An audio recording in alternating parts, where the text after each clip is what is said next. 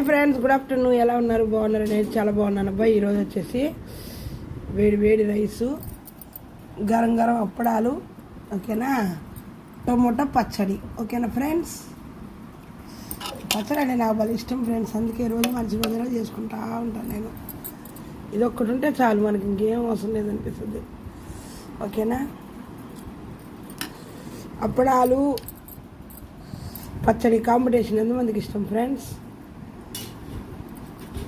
అలాగే నిన్న మిగిలిన కోడిగుడ్ల కూర నేను ఇది తిన్న కాబట్టి తీసిపెట్టాను, ఓకేనా.